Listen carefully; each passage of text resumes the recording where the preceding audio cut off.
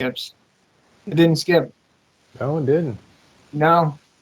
So I'm gonna, yeah. Hey everybody, welcome back to the vlog. Aaron is with me today, and we have an article that we would like to. Oops, I closed it. That we would like to You discuss. closed it. Don't Yeah, close the article, man. What are you doing? Closing I'm the article. not thinking. This guy closing the article. Unbelievable. I was not thinking. So this is a interesting article Aaron found. Bioengineered uteri support pregnancy. Whew. So I think it's yeah, in rabbits, right? They did it yes, in rabbits. So like they uh, crafted this bioengineered uteri, put it into a rabbit, and the rabbit gave birth to healthy, normal offspring. Amazing, right, right. amazing. Just the whole fact that they could bioengineer something.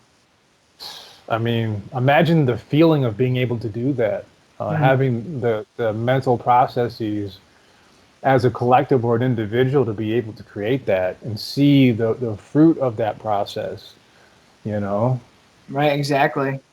And one thing that was in the article, excuse me, is where to go? Oh, it was how regenerative medicine and tissue engineering technologies have emerged. So that right there, it led to what I was thinking before I read the rest of it, was that they may be, how can I put it? They may be in the future, maybe the near future, be able to uh, bioengineer, say, like an organ or something for a human being. That So has so many implications. I mean, mhm. if and when that happens, I mean, so many implications. I don't mean, where do you want to start with that? I don't even know. I just you're right. There's a lot of things that you could talk about as far as just that sentence goes. Yeah. Uh, I just picture people being able to. This is what I think is going to happen in the future. I think we're going to get to a point where we're able to basically 3D print like some kind of a body part or an organ or something like that. Yeah. That's why I think things are going as far as bio. What is it? Or I can't talk. Bioengineering things. Hmm. I Yeah. mean, if they can do it with uteri, who's to say they can't do it with, say, a liver? It's funny you bring that up. There's this publicly traded company called Organovo. Hmm.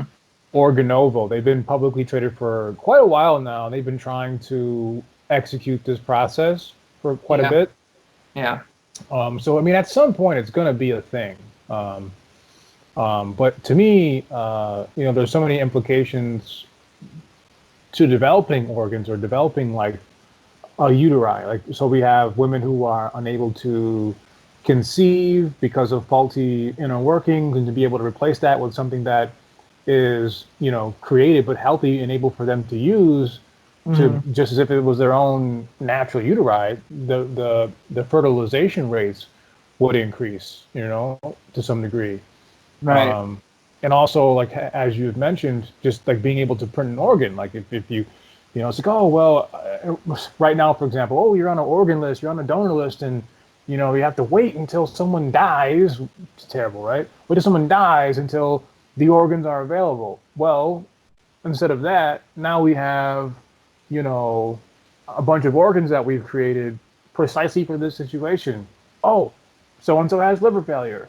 Oh, we have a bunch of livers over here ready to go. Or so and so has da da da da. And now, it's all there. And in theory, in theory, because you're able to create them, Hmm.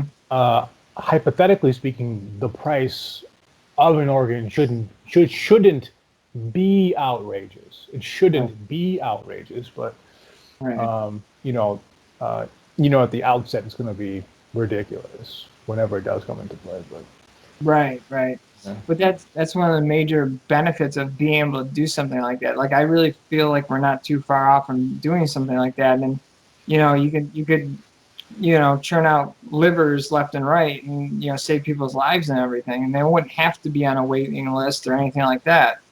And yeah, and the cost, it should not be astronomical for that, but I for some reason think it's going to be like how medicine is. It's a big, conglomerate, and it's a business.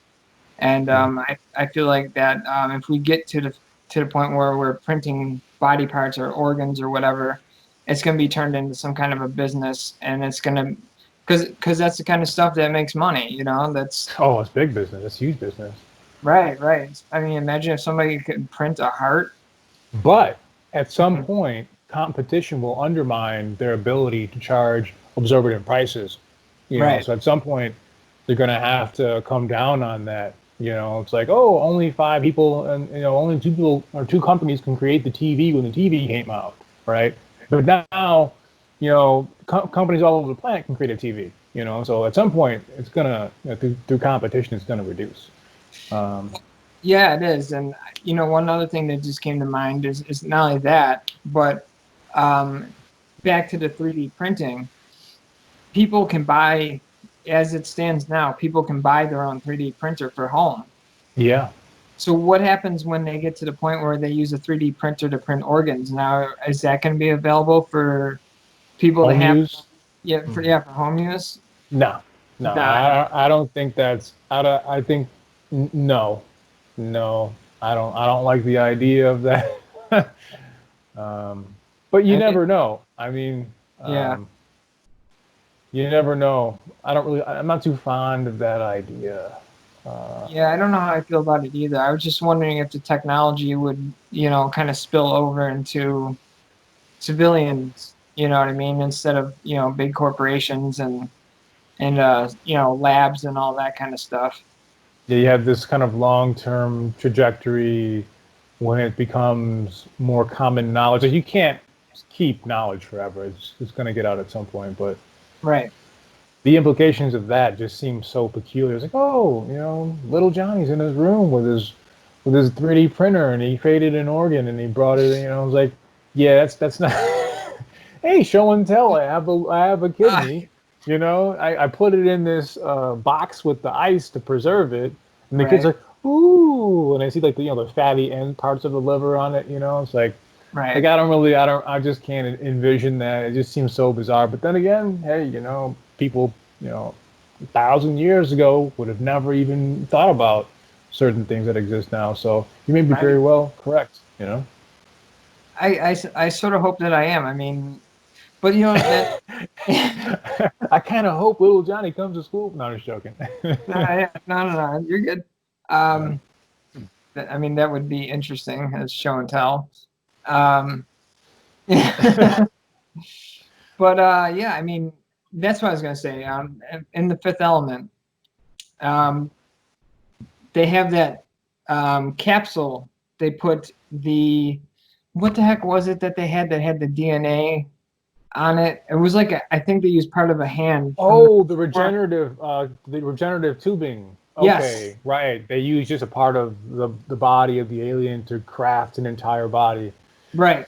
Yeah, yeah. I That's mean, what I was. that's gotcha. Yeah, that's something totally different. I mean, that's a ways away, a ways away. I mean, that's a whole different kind of conversation. Yeah, Right now, we're just trying to get to the point to where we can create functional artificial organs. right. Right. That's But just where my mind went to. I just see it piecing together like a human body, and I think, and well, go ahead. which makes me think about just not having that ability, which is just outlandish in itself. Right, But to be able to create like a new central nervous system, like right, that, or like create new bone structures like that, mm, uh, you know, or regenerating brain structures in a way that's self-perpetuating, or being able to that, excuse me, is a whole different conversation. Like, oh, instead of creating an organ, I created this central nervous system. I created optical pathways. Going from the occipital lobe through. Just creating all those things and being able to like regenerate those things to sustain life longer than you know 80 years or whatever. Like that's, to me, that's just like an absurd conversation right there, you know. And it's pretty absurd. It's just, I don't know. That's just where my mind went to. I think in the distant future, we will be able to recreate a human being with machines, flesh and blood. Yeah, which makes me think of like someone who passes away, but you just grab their bone marrow or something like that, and you just put it in the thing, and then there they are. You know, Right. like that's That, just. sorry. No, no, go ahead. I would say if you want to take that a step further,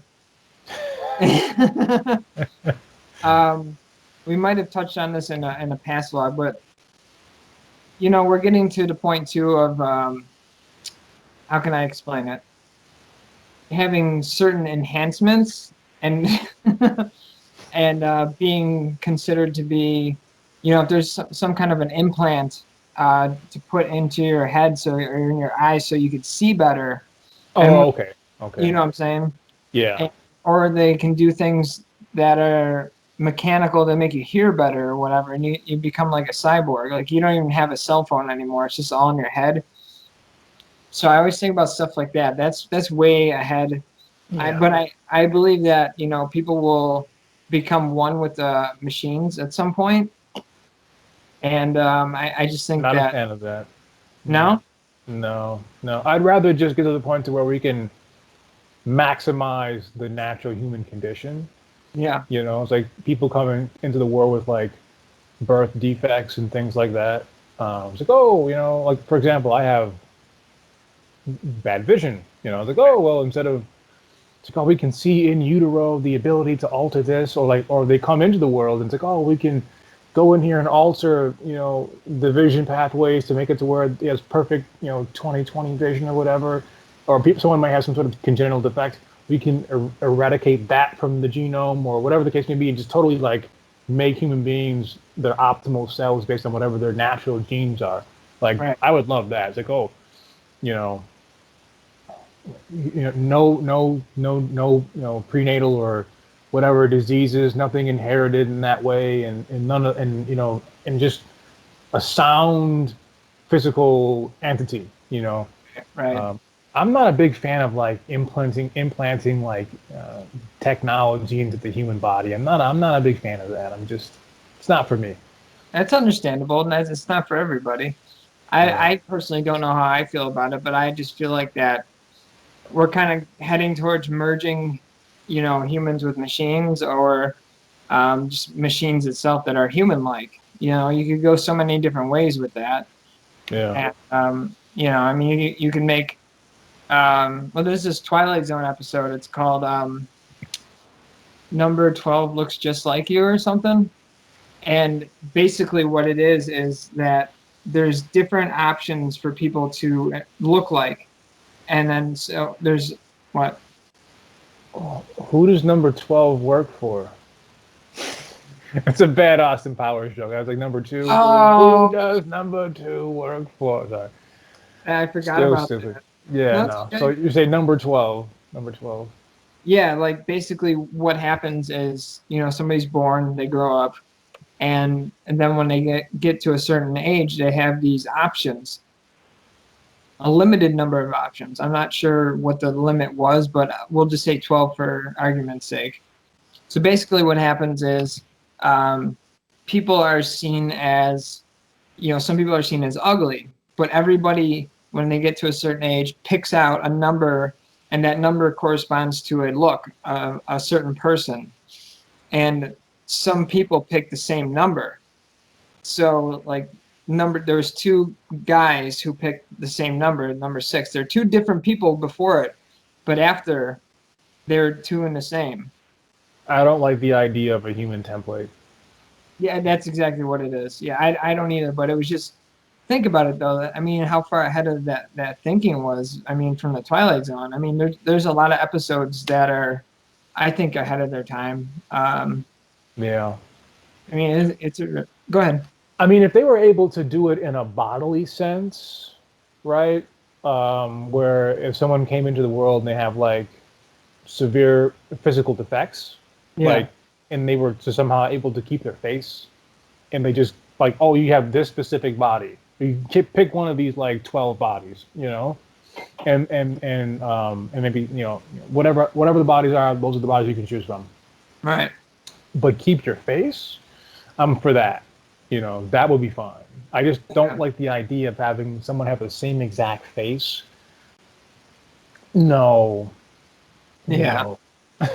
I don't like the idea either. I don't at all. Yeah. Um, I want to be myself and look the way that I look.